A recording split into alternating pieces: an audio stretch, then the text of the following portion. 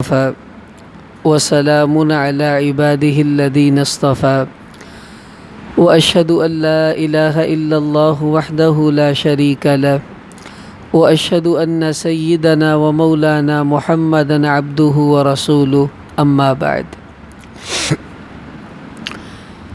محرم الحرام کا مبارک مہینہ چل رہا ہے اور 10 محرم بالکل ہمارے سر پہ ہے، جس میں رسول اللہ صلی اللہ علیہ وسلم کے محبوب نواسے امام حسین رضی اللہ تعالیٰ عنہ کی شہادت کا جو ہے واقعہ رونما ہوا۔ اب دیکھیں، شہداء کے اندر حضرت حمزہ رضی اللہ تعالیٰ عنہ، ان کو سید الشہداء کا لقب رسول اللہ صلی اللہ علیہ وسلم نے خود دیا ہے کہ ساری دنیا کے شہیدوں کا جو سردار ہے وہ سید حمزہ رضی اللہ تعالیٰ عنہ ہیں۔ لیکن امام حسین رضی اللہ تعالیٰ عنہ کی شہادت یہ بھی کوئی معمولی نہیں ہے۔ میں اپنے حساب سے اس کو اس طرح تعبیر کرتا ہوں کہ حضور صلی اللہ علیہ وسلم سید الناس تھے، ساری دنیا کے لوگوں کے سردار تھے۔ آپ کی موجودگی میں کسی بندے کو اجازت نہیں کہ وہ مصلی پر آئے اور آ کر نماز پڑھائے، لیکن ابو بکر صدیق رضی اللہ تعالیٰ عنہ سید کے ہوتے ہوئے امام بن گئے۔ اسی طرح حضرت حمزہ رضی اللہ تعالیٰ عنہ سید الشہداء ہیں۔ تو اس سید کے ہوتے ہوئے اللہ نے حسین رضی اللہ تعالیٰ عنہ کو امام الشہداء بنا دیا۔ وہ کس طرح کہ پوری دنیا کے جتنے بھی شہداء ہیں، چاہے وہ انبیاء میں سے ہوں یا صحابہ میں سے ہوں، ہر شہید کی شہادت کا رنگ آپ کو امام حسین رضی اللہ عنہ کی شہادت میں ملے گا۔ یہ دنیا کا واحد شہید ہے جس نے اپنی جان، اپنا مال، اپنی اولاد، اپنی بیویاں، سب کچھ جو تھا اللہ کے راستے میں لا کر قربان کر دیا کہ اے اللہ جو تجھے پسند ہے لے لے، میں تو اپنا سب کچھ لے کر آ چکا ہوں۔ تو امام حسین رضی اللہ عنہ کی شہادت جو ہے، یہ سارے شہیدوں کی شہادت کو نچوڑیں تو جو چند قطرے نکلیں گے وہ سارے قطرے آپ کو شہادت حسین میں نظر آئیں گے۔ تو آج ہمارا اس درس کا موضوع بھی یہ ہے کہ ایک طرف دوسرے شہداء کی شہادت اور ایک طرف امام حسین رضی اللہ عنہ کی شہادت، ان کا توازن ہم نے دیکھنا ہے کہ جو ادھر ہوگا وہ امام حسین کی شہادت میں ہمیں نظر آنا خود بخود شروع ہو جائے گا۔ اب آپ دیکھیں، بنی اسرائیل نے انبیاء علیہم السلام کو قتل کیا۔ اللہ نے قرآن میں بہت ڈانٹا ان کو اس بات پر کہ تم نے انبیاء کو قتل کیوں کیا۔ تو انہوں نے ایک نبی مارا، دوسرا مارا، تیسرا مارا، حتیٰ کہ ایک ہی دن میں بنی اسرائیل نے 70 انبیاء کو شہید کیا۔ ادھر بنی اسرائیل کے 70 انبیاء شہداء کھڑے ہوئے ہیں، اور امام حسین رضی اللہ تعالیٰ عنہ میدان کربلا کے اندر اپنے 72 رفقاء کو اللہ کے حضور شہادت کے ساتھ پیش کر دیا۔ اب بنی اسرائیل کے نبی ایک دن میں 70 اور حسین کے ایک دن میں 72۔ ہمارے ایک دوست کہنے لگے 2 پوائنٹ سے حسین جیت گیا، کہ ان کے شہداء بڑھ گئے ہیں۔ ایک دن میں اتنی بڑی شہادت عدد کے اعتبار سے جو پیش کی گئی ہے، اس کی مثال پیچھے کہیں اس طرح نہیں ملتی کہ ایک ہی میدان میں ایک ہی خاندان کے اتنے افراد جو ہیں وہ شہید ہو جائیں۔ پھر بنی اسرائیل کے انبیاء میں یحییٰ علیہ السلام، اب دیکھیں زکریا نبی ہیں، یحییٰ نبی ہیں، علی باپ ہے، حسین بیٹا ہے، اور زکریا باپ، یحییٰ بیٹا، وہ دونوں نبی اور یہ دونوں صحابی۔ اب اللہ کا نظام دیکھیے، یحییٰ علیہ السلام کو اللہ تعالیٰ نے قرآن میں ارشاد فرمایا کہ لم نجعل لہ من قبل سمیہ۔ زکریا علیہ السلام کو بڑھاپے میں اولاد ملی یحییٰ، اللہ نے خود نام رکھا یحییٰ، اور یہ فرمایا کہ اے زکریا، آج سے پہلے کسی کا نام یحییٰ نہیں رکھا گیا، سب سے پہلے تیرے بیٹے کا نام ہم نے یحییٰ رکھا ہے۔ ادھر امام حسین پیدا ہوئے، رسول اللہ صلی اللہ علیہ وسلم گھر گئے اور پوچھا اے علی بچے کا نام کیا رکھا ہے؟ وہ کہنے لگے جی میں نے تو اس کا نام رکھا ہے حرب۔ حضور علیہ السلام نے فرمایا نہیں، یہ میرا بیٹا حسین ہے۔ حسن کا نام حرب رکھا، حضور نے بدل کے حسن رکھا۔ پھر ایک اور بیٹا پیدا ہوا، اس کا نام حضرت علی نے پھر حرب رکھ دیا، جنگ کرنے والا۔ تو حضور علیہ السلام نے بدل کر اس کا نام رکھا محسن، یہ فوت ہو گئے تھے بچپن میں۔ اب حسین کا نام حضور نے بدل کر جب حسین رکھ دیا تو فرمایا کہ پتہ ہے یہ دو نام حسن اور حسین اللہ نے میرے لاڈلوں کے لیے چھانٹ کر رکھے تھے، آج سے پہلے کبھی کائنات میں نہ کسی کا نام حسن رکھا گیا نہ حسین۔ ادھر کیا کہا، اے زکریا آج سے پہلے کسی کا نام تیرے بیٹے یحییٰ کے نام پہ نہیں، اور ادھر حسین کا نام حضور نے رکھ کے فرمایا آج سے پہلے کسی کا نام حسین نہیں رکھا گیا، یہ پہلا ہے۔ پھر اللہ نے قرآن میں یحییٰ علیہ السلام کے بارے میں فرمایا سیدا و حصورا، کہ یحییٰ سید ہے، سردار ہے، اور ادھر حسین کو اللہ کے نبی نے کیا فرمایا سیدہ شباب اہل الجنہ، کہ حسن اور حسین جنت کے نوجوانوں کے سردار ہیں۔ یحییٰ دنیا میں سردار ہے اور حسین آسمانوں پر جنت میں سردار ہوگا، تو یہ ان کی برابری چلی۔ اب آگے کیا ہوا، یحییٰ علیہ السلام اپنے وقت کے ظالم بادشاہ کے مقابلے میں ڈٹے، حسین بھی وقت کے ظالم بادشاہ کے مقابلے میں ڈٹ گئے۔ یحییٰ علیہ السلام کو شہید کیا گیا، حسین کو بھی شہید کیا گیا۔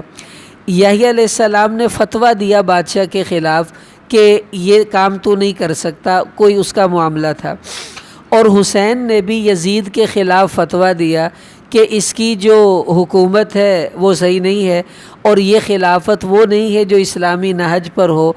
دونوں کا شہادت کا سبب بھی ایک جیسا بنا۔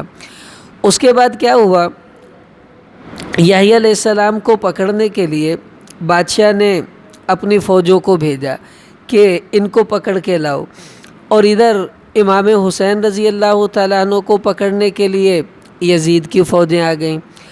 اب یحییٰ علیہ السلام کو فوج نے پکڑا اور لٹایا، اور ایک روایت کے مطابق سجدے میں، اور ایک تاریخی روایت میں یہ کہ ان کو لٹا کر ان کی گردن بکرے کی طرح ذبح کر کے ان کے سر سے جدا کر دی گئی۔ ادھر امام حسین رضی اللہ تعالیٰ عنہ کو بھی فوج نے پکڑا، اس کے بعد ان کو لٹا دیا گیا جب زخمی ہو گئے، اور پھر ان کا سر بھی تن سے جدا کر دیا گیا۔ یحییٰ علیہ السلام کا سر اٹھایا گیا، سر کہیں اور دفن کیا، بدن کہیں اور دفن کیا، اور امام حسین رضی اللہ تعالیٰ عنہ کا سر جب جدا کیا گیا تو نیزے پر لٹکا کر اوپر بلند کیا گیا، سب دیکھ لیں کہ حسین شہید ہو گئے۔ لیکن اللہ کی ایک حکمت دیکھیے، وہ سارا لشکر حسین کو نیچا کرنے آیا تھا، اور اللہ نے دکھا دیا تم سب نیچے ہو، دیکھو میرے حسین کا سر آج بھی اوپر ہے، سب نیچے حسین اوپر۔ اس کے بعد حسین رضی اللہ عنہ کا سر کوفہ پہنچا، وہاں سے شام گیا دمشق میں اور یزید کے پاس، پھر وہاں سے یہ سر مدینہ منورہ پہنچا۔ یحییٰ علیہ السلام کا سر کہیں ہے، بدن کہیں دفن ہوا، اور حسین رضی اللہ تعالیٰ عنہ کا بدن تو کربلا میں ہی دفن کیا گیا۔ لیکن اللہ کا نظام دیکھیے، وہاں دفن ہونے کے بعد ان کا سر ہوتے ہوتے ہوتے مدینہ پہنچا، اور وہاں اپنی والدہ محترمہ سیدہ فاطمہ رضی اللہ تعالیٰ عنہ ان کے قدموں میں امام حسین کے سر کو دفن کیا گیا۔ تو جو یحییٰ علیہ السلام کی زندگی میں ان کی شہادت کا رنگ ہے، آپ دیکھو پورے کا پورا حسین رضی اللہ عنہ کی شہادت میں نظر آتا ہے۔ ادھر ابراہیم علیہ السلام خواب دیکھا، انی اذبحک فانظر ماذا تری، بیٹے کو بلایا کہ بیٹا اسماعیل میں نے خواب دیکھا، میں تیری گردن پر چھری چلا رہا ہوں اور تجھے میں نے ذبح کر دیا ہے، اب تیری کیا رائے ہے؟ تو ادھر رسول اللہ صلی اللہ علیہ وسلم نے خواب نہیں حقیقت دیکھی، حقیقت۔ ام الفضل حضرت عباس رضی اللہ تعالیٰ عنہ کی زوجہ ہیں، حضور کی چچی، یہ ایک دن گھبرائی ہوئی آئی کہ یا رسول اللہ میں نے ایک عجیب خواب دیکھا ہے۔ کیا دیکھ لیا؟ کہ میں نے دیکھا کہ آپ کا بدن کٹا اور آپ کے جسم کا ایک ٹکڑا کٹ کر میری گود میں آ کر گر گیا ہے، میں بڑی پریشان ہوں۔ آپ صلی اللہ علیہ وسلم نے فرمایا ام الفضل یہ تو اچھا خواب ہے، گھبرانے کی کیا ضرورت ہے؟ کہ کیا تعبیر ہے؟ کہ اللہ میری بیٹی فاطمہ کو ایک بیٹا دیں گے وہ تیری گود میں آ کر کھیلا کرے گا اور وہ میرے جیسا ہوگا، اس لیے اس کی مشابہت مجھ سے میرے ٹکڑے کے ساتھ ہے۔ اللہ کی شان چند ماہ کے بعد اللہ نے حسین رضی اللہ تعالیٰ عنہ پیدا کیے۔ اب وہی حسین ام الفضل کی گود میں آ گئے، تو اب جب وہ اس کو کھلا رہی تھی، آپ صلی اللہ علیہ وسلم ایک دم آئے، آپ نے حسین کو پکڑا، سینے سے لگا کر رونا شروع کر دیا۔ تو انہوں نے پوچھا یا رسول اللہ کیا ہوا؟ فرمایا ابھی ابھی جبریل میرے پاس سے ہو کر گئے ہیں، مجھے کربلا کی سرخ مٹی دکھائی اور یہ بتایا آپ کا یہ نواسہ کربلا کے میدان میں شہید ہو جائے گا۔ ادھر ابراہیم خواب دیکھ رہے، ہمارے نبی کو حقیقت دکھائی گئی، خواب نہیں، اس سے بھی بڑھ کر ابراہیم علیہ السلام کے خواب کی تعبیر 10 ذی الحجہ کو پوری ہوئی۔ وہ اپنے بچے کو لے کر مینا گئے اور وہاں گردن پر چھری چلانے کے لیے تیار، اور جو ہمارے نبی کا خواب تھا اس کی تعبیر بھی 10 تاریخ کو ہی پوری ہوئی، لیکن وہ ذی الحجہ نہیں، وہ اس سے اگلا مہینہ محرم تھا۔ ابراہیم 10 ذی الحجہ تعبیر اور حضور کے خواب کی تعبیر 10 محرم کو پوری ہو رہی ہے۔ ادھر کیا ہوا، اسماعیل علیہ السلام نے استقامت دکھائی اور کیا کہا، یا ابت افعل ما تؤمر، ابا جی جو حکم ملا کریے، ستجدنی انشاء اللہ من الصابرین، آپ دیکھیں گے میں انشاءاللہ صبر کرنے والوں میں سے ہوں گا۔ اور ادھر امام حسین رضی اللہ تعالیٰ عنہ کی شہادت کا استقامت دیکھیے، جب آ رہے تھے تو مسلم بن عقیل کی شہادت کی خبر ملی، ساتھیوں نے کہا کہ یہیں سے واپس چلے جائیے، یہ لوگ تو آپ کے خون کے پیاسے ہیں۔ تو امام حسین رضی اللہ تعالیٰ عنہ نے فرمایا انا ماض لہ علیہ کان اولی، اب میں چل کر ہی رہوں گا، بھلے میرا نقصان ہو یا میرا نفع، اس لیے کہ بہادر آدمی گھر سے نکلے اور واپس چلا جائے، یہ اس کی بہادری کے خلاف ہے۔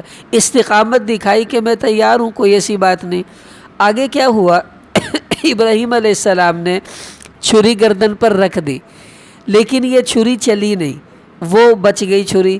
اور اللہ کا نظام دیکھیے، یہ چھری ہوتے ہوتے حسین تک کیسے پہنچی ہے۔ حضور علیہ السلام کے پاس ایک بدو آیا، آ کے کہنے لگا یبن الذبیحتین، اے 2 ذبح ہونے والوں کے بیٹے۔ صحابہ نے پوچھا یا رسول اللہ یہ کیا کہہ رہا ہے، 2 ذبح ہونے والوں کے بیٹے، آپ کیسے 2 ذبح ہونے والوں کے بیٹے ہیں؟ فرمایا ٹھیک کہہ رہا ہے، میرا سب سے پہلا باپ اسماعیل ہے، اس کی اولاد سے ہیں۔ تو اسماعیل ذبح ہونے لگے، اللہ نے بچا لیا۔ اس کے بعد کیا ہوا، حضرت عبد المطلب ان کا ایک بیٹا تھا، تو زمزم کا کنواں وہ دبا کر بنو جرہم والے بھاگ گئے تھے، تو عبد المطلب نے خواب دیکھا، حتیم میں سوئے ہوئے تھے، خواب میں کسی نے کہا احفر طیبہ، پاکیزہ جگہ کو کھودو، اٹھے بڑے پریشان، کسے کھودوں؟ پھر سو گئے، پھر خواب آیا احفر زمزم، کہ زمزم کا کنواں کھودو۔ بھئی کہاں کھودوں، مجھے کیا پتہ کدھر ہے۔ پھر اس کے بعد انہوں نے خواب دیکھا تو انہوں نے پوچھ لیا وہ ہے کہاں، تو بتایا گیا صبح کوڑی پر جانا، وہاں ایک کوا آئے گا اور وہ ایک جانور کا جو اوجڑی پڑی ہوتی ہے اس میں وہ چونچ مارے گا، وہی جگہ ہے وہاں کھودنا۔ اب یہ صبح گئے، وہاں دیکھا ہے کوا ہے چونچ مار رہا ہے، اپنے بیٹے حارث کو بلایا، کہا بیٹا میں نے یہ خواب دیکھا ہے، یہاں زمزم کا کنواں ہے جو دبا ہوا ہے، اس کو ہمیں نکالنا ہے۔ اب انہوں نے کھودنا شروع کیا، کسی نے ساتھ نہ دیا۔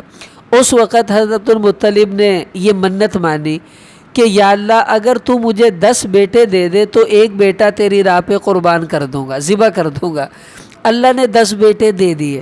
اب جب 10 ہو گئے تو سوئے ہوئے تھے، خواب میں آیا اوفی بنذرک، اے عبد المطلب چلو اپنی منت پوری کرو، اب ایک بیٹا ذبح کرو۔ 10 بچوں کو بلایا، کہا بچوں میں نے یہ منت مانی تھی، ایک بچہ ذبح ہونا ہے، کون تیار ہے؟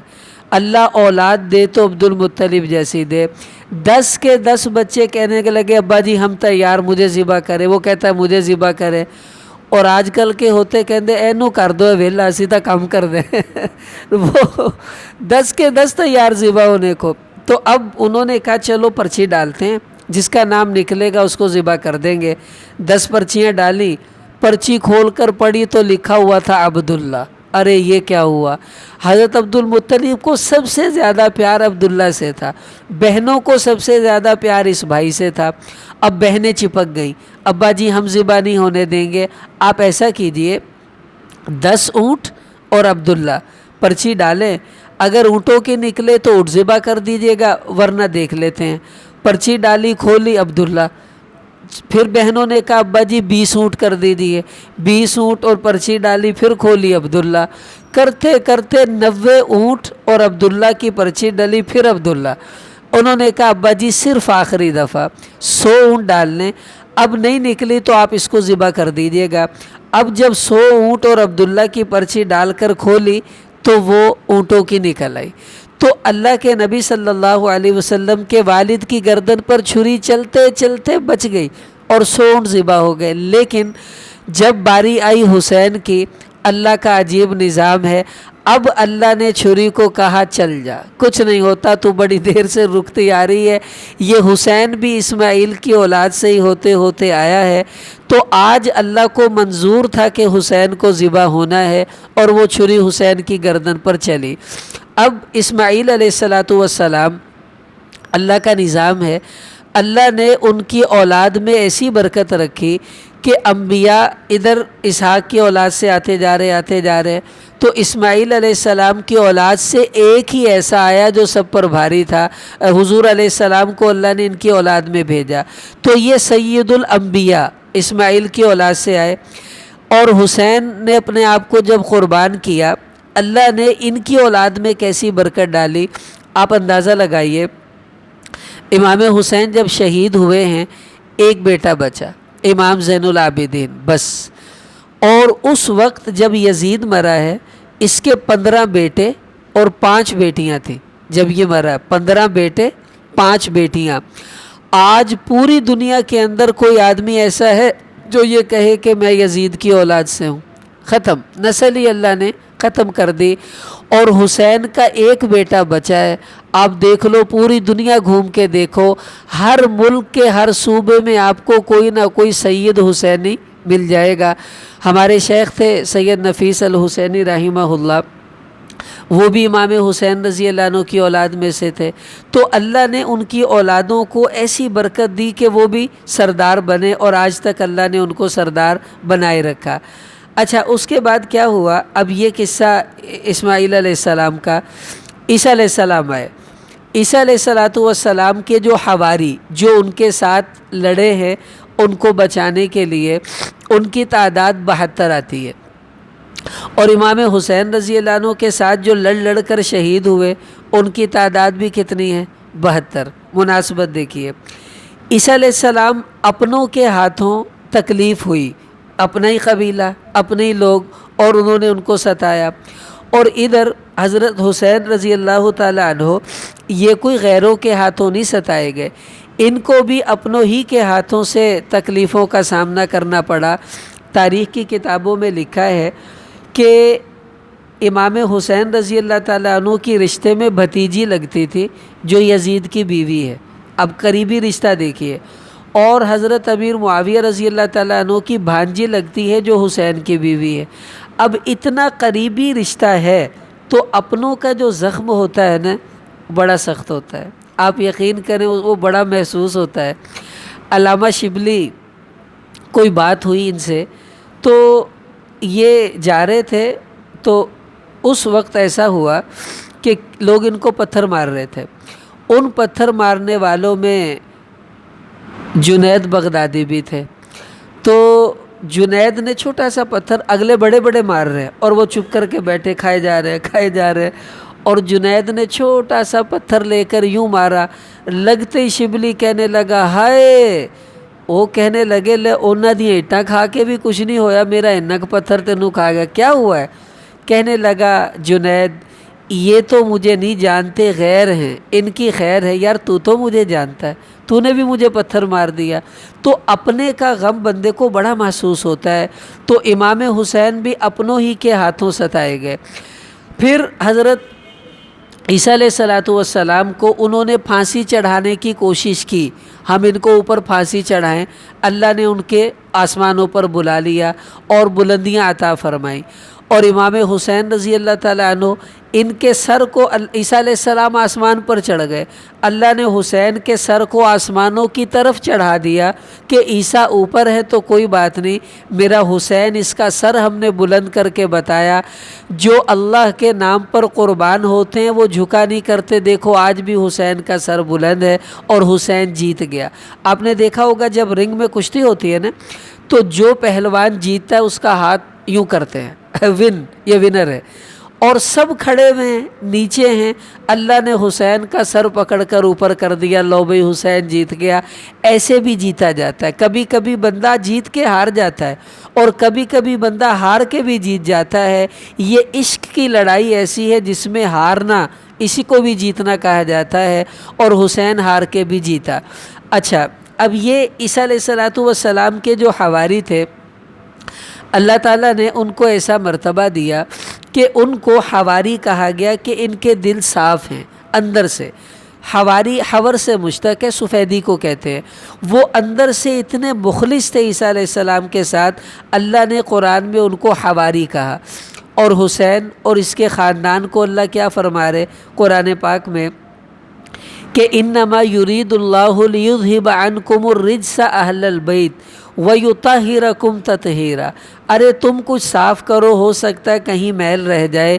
اللہ فرما رہے میں حسین، خاندان حسین، اہل بیت کو ایسا صاف کروں گا کہ کوئی دھبا ان کے اندر باقی نہیں ہوگا۔ تو ان کے حواری تو وہ تھے جو اندر سے صاف تھے، اللہ نے ان کے صاف ہونے کی گواہی خود قرآن پاک کے اندر دے دی ہے۔ اچھا، اب انبیاء کی طرف ہم ہٹتے ہیں، اب صحابہ میں آئیں۔ احد کا میدان لگا، حضور صلی اللہ علیہ وسلم کے صحابہ کرام میں بڑے بڑے صحابہ شہید ہوئے، تو 70 صحابہ احد میں شہید ہوئے ایک ہی میدان میں، اور ادھر کربلا کے میدان میں حسین کے 72 ساتھی شہید ہوئے، ادھر 70 ادھر 72، تو 2 پوائنٹ ادھر حسین کے آج بھی زیادہ ہیں۔ وہ ٹھیک ہے، صحابہ صحابہ ہے، گنتی کی بات کر رہا ہوں کہ مماثلت دیکھیے کہ 70 اور 72 قریب قریب ہے۔ اس کے بعد صحابہ میں جو سب سے المناک شہادت امام حسین رضی اللہ عنہ سے پہلے اگر کسی صحابی کی ہوئی ہے تو وہ سیدنا عثمان غنی رضی اللہ تعالیٰ عنہ ہیں۔ سب سے المناک شہادت امام حسین سے پہلے اگر ہوئی ہے تو ان کی ہوئی ہے، اور ان دونوں میں اتنی مماثلت ہے آپ حیران ہو جائیں گے۔ اور میں آپ کو ایک بات بتاؤں، حسین نے یہ سارا سبق سیکھا کہاں سے ہے؟ عثمان غنی رضی اللہ عنہ کا محاصرہ ہوا، حضرت علی نے دروازے پر حضرت حسن و حسین کو کھڑا کیا ہے کہ تم یہاں کھڑے رہو، اندر کوئی بندہ نہیں جانا چاہیے۔ اب حسین نے وہاں کھڑے کھڑے کھڑے سیکھا اللہ کے لیے کیسے ذبح ہوا جاتا ہے، اللہ کے لیے کیسے قربان ہوا جاتا ہے، اللہ کے لیے بھوکا پیاسا کیسے رہا جاتا ہے۔ یہ سارا سبق امام حسین نے حضرت عثمان رضی اللہ عنہ کی یونیورسٹی سے پڑھ لیا تھا۔ اب آپ ان کی مماثلت دیکھیے کہ عثمان غنی رضی اللہ تعالیٰ عنہ، ان کے خلاف اپنے ہی لوگوں نے اعتماد کے بعد ان کو دھوکہ دے دیا، پہلے بیعت کر لی اور اس کے بعد انہی لوگوں نے آ کے دعویٰ بول دیا بھئی ہم تمہیں جو ہے نہیں مانتے امام۔ اور امام حسین کو لوگ خط لکھ لکھ کے بلا رہے اپنے بن کر، اور جب وہ آگے تو وہی اپنے پرائے ہو گئے، وہی اپنے جو سینے لگانے کے لیے تیار، اب وہ ان کا ساتھ دینے کے لیے بھی تیار نہیں۔ اس کے بعد حضرت عثمان غنی رضی اللہ تعالیٰ عنہ ان کا محاصرہ کیا گیا، اور امام حسین رضی اللہ تعالیٰ عنہ کا بھی محاصرہ ہو گیا، اب تم باہر نہیں جا سکتے۔ عثمان غنی رضی اللہ تعالیٰ عنہ کا کھانا بند، اور حسین اور اس کے لشکر کا بھی کھانا بند۔ حضرت عثمان رضی اللہ تعالیٰ عنہ کا پانی بند، حضرت علی مشکیزہ لے کر پانی دینے جا رہے ہیں عثمان غنی رضی اللہ عنہ کو، اور دور سے تیر مارا، مشکیزہ پھٹ گیا، پانی نہیں آ سکا۔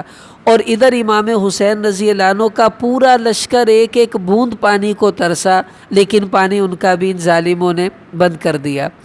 عثمان غنی رضی اللہ تعالیٰ عنہ کو نماز پڑھنے سے روک دیا گیا، وہ مسجد میں نماز پڑھنے آئے، کہ آئندہ تم یہاں نماز پڑھانے نہیں آؤ گے، اور ان کو گھر میں بند کر دیا۔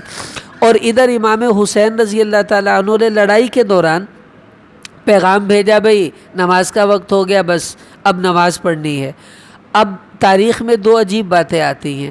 ان ظالموں نے ایک بات تو یہ کہی کہ تم جتنی مرضی نمازیں پڑھو تمہاری نماز ہوتی نہیں ہے۔ اب بتاؤ، جن کی برکت سے ہمیں نماز ملی ان کی نہیں ہوتی پھر کن کی ہوتی ہے؟ کیسی عجیب بات ہے۔ اور ایک یہ ہے کہ انہوں نے کہا ٹھیک ہے پڑھو، ہم تمہیں نماز میں ہی ماریں گے، اور حسین نے اس وقت نماز اس حالت میں پڑھ کے بتایا۔ نماز اتنی بڑی دولت ہے، حسین کی گردن کٹتی ہے کٹے، نماز نہیں چھوٹ سکتی۔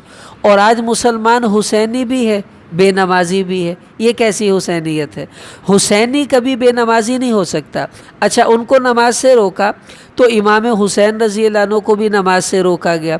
اس کے بعد عثمان غنی رضی اللہ تعالیٰ عنہ نے چھت پہ چڑھ کر خطبہ دیا اپنی شہادت سے پہلے، سب کو بلایا اور ان کو اپنے فضائل بتائے۔ تمہیں پتہ نہیں ہے کہ مجھے اللہ کے نبی نے جنتی بتایا، میں نے مسجد کی جگہ خرید کر دی، میں نے کنواں خرید کے دیا، تم مجھے پانی نہیں پینے دیتے، اور تمہیں پتہ ہے مجھے حضور نے کہا تھا عثمان اللہ تجھے خلافت کی قمیص پہنائیں گے، لوگ کھینچیں گے، تو نے اتارنی نہیں ہے، اب بتاؤ میں کیا کروں؟ انہوں نے کہا جو تو کہہ رہا ہے بالکل صحیح ہے، پر ہم تجھے پھر بھی شہید کریں گے۔ امام حسین نے شہادت سے پہلے سب لشکر والے جو مقابلے پر ہیں ان کو خطبہ دیا اور ان سے کہا ظالمو، تم مجھے جانتے نہیں میں کون ہوں؟ او میں تمہارے نبی کا نواسا ہوں، میں فاطمہ کا لال ہوں، علی کا بیٹا ہوں، مجھے حضور نے کہا تھا میں جنت کے نوجوانوں کا سردار ہوں، تمہیں پتہ نہیں ہے؟ انہوں نے کہا سب کچھ پتہ ہے۔ کہا پھر بھی مجھے شہید کر رہے ہو؟ کہا پھر بھی شہید ہوں گے۔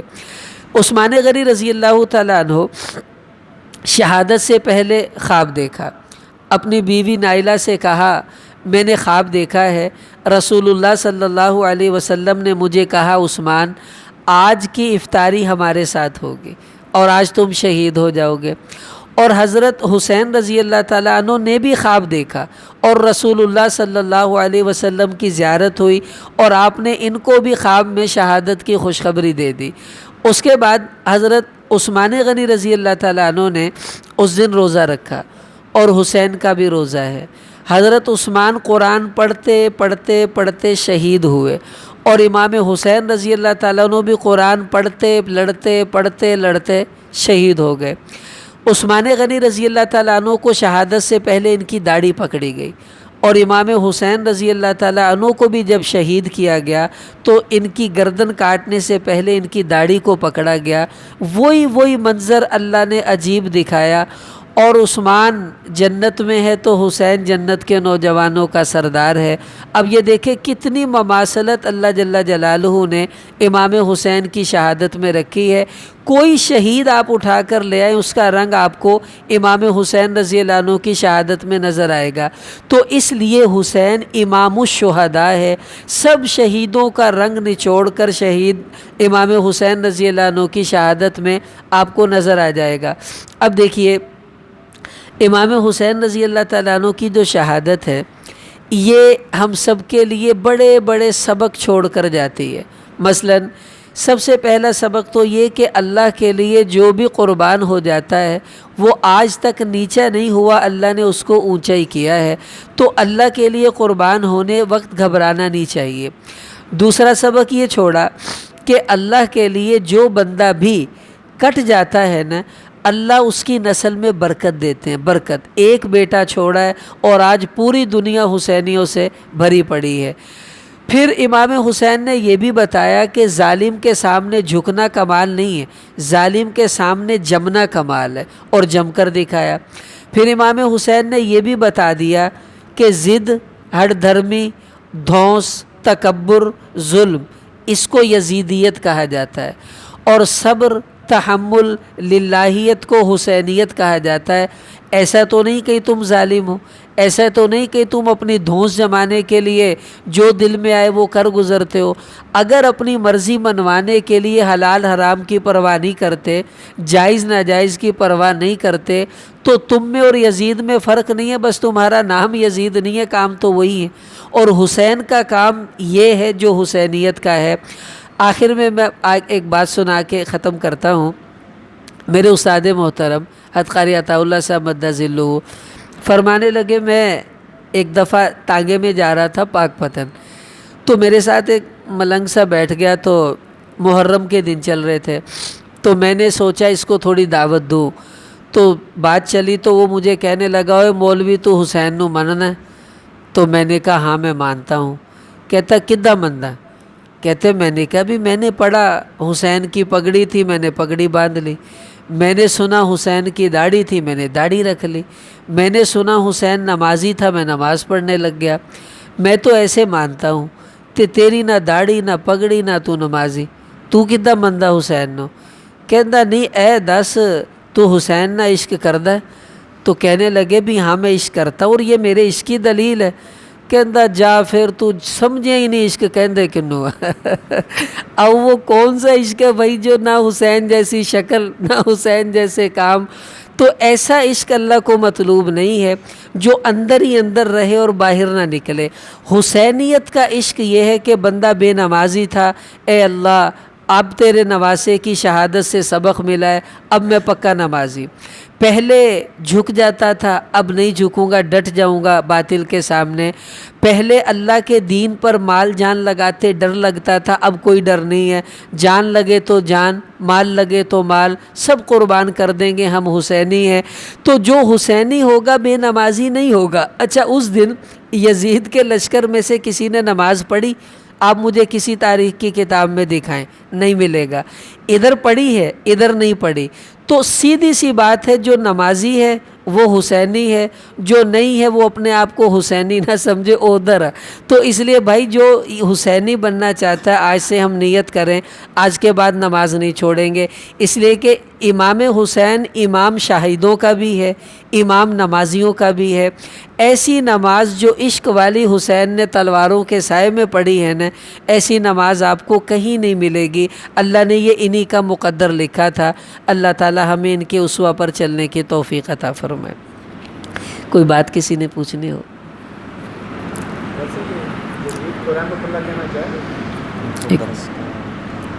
ہاں اچھا، آئندہ اتوار کو درس نہیں ہوگا، مجھے کہیں بیان کے لیے جانا ہے باہر، تو ان کو میں نے کہا تو تھا کہ ہمارا درس ہوتا ہے، لیکن ان کا اصرار بہت زیادہ تھا، میں ان کو انکار نہیں کر سکا، میرے محترم ہیں بزرگ ہیں، اس وجہ سے تو آئندہ درس نہیں ہوگا، اس سے اگلی اتوار کو انشاءاللہ ہوگا۔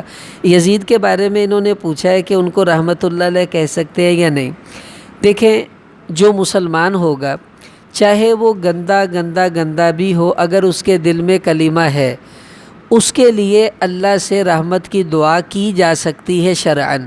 مثلا ایک بندہ شرابی، زانی، ہر گناہ ہے، ہم اس سے ملنے جاتے ہیں، کیا کہتے ہیں؟ السلام علیکم۔ کیا مطلب ہے؟ تم پر اللہ کی طرف سے سلامتی ہو ورحمۃ اللہ وبرکاتہ، اور اللہ کی رحمت ہو تجھ پر، تو گویا ہم نے اس کو رحمت اللہ علیہ کہہ دیا۔ تو اسی طرح یزید گندا ہے، برا ہے، سب کچھ ہے۔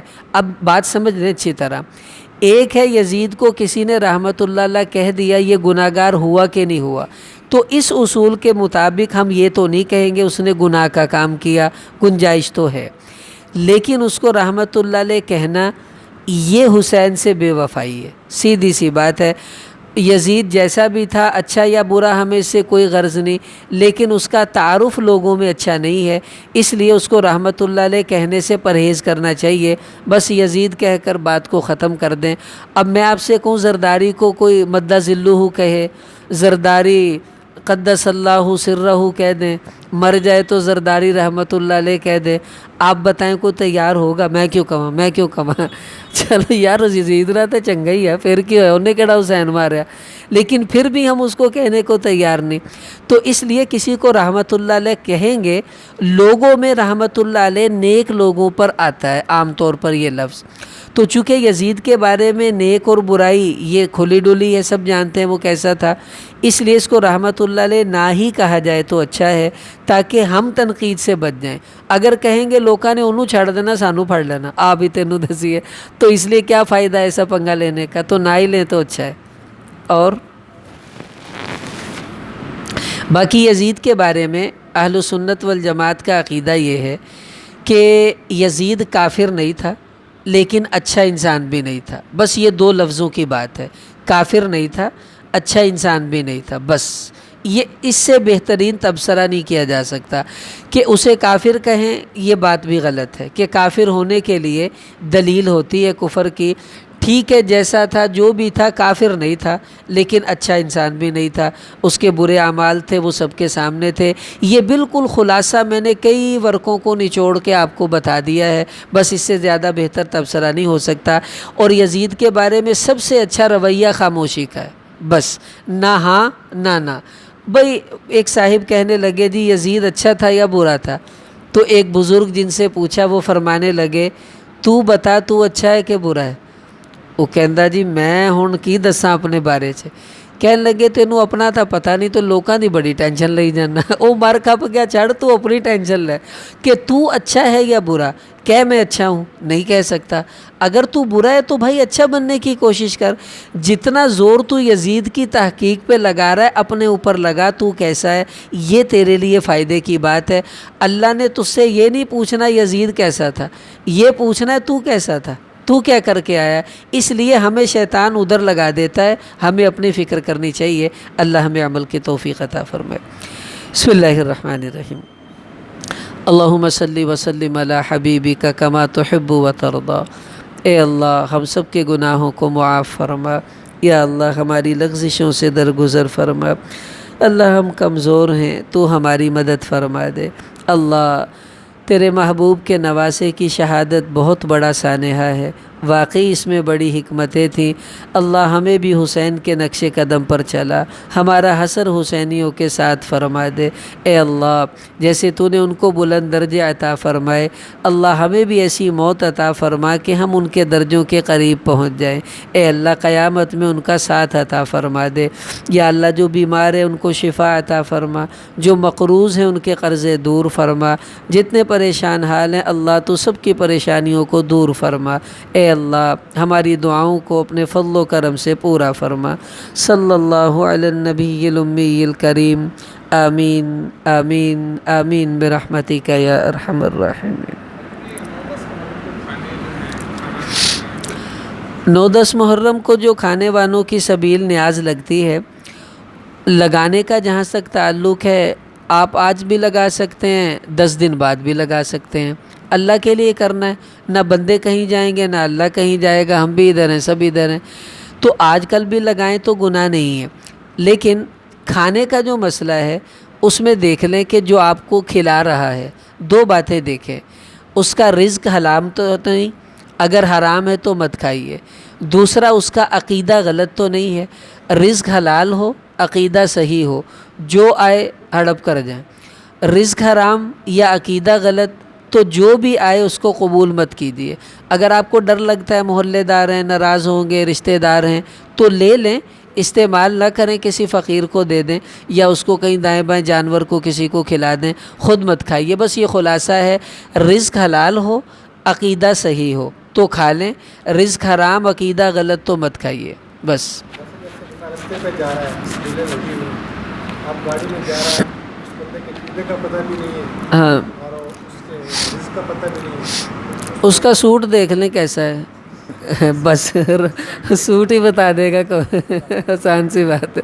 آج کل ادھر ہی ہے، ایک آدمی نے محرموں میں سفید سوٹ پہن لیا تھا دوسرا، تو کسی نے کہا شاہ جی تسی چٹا سوٹ پایا، کالا کیوں نہیں پایا؟ وہ کہندا کملے سوٹاں 'چ کی پیا، بندے دا دل کالا ہونا چاہیے۔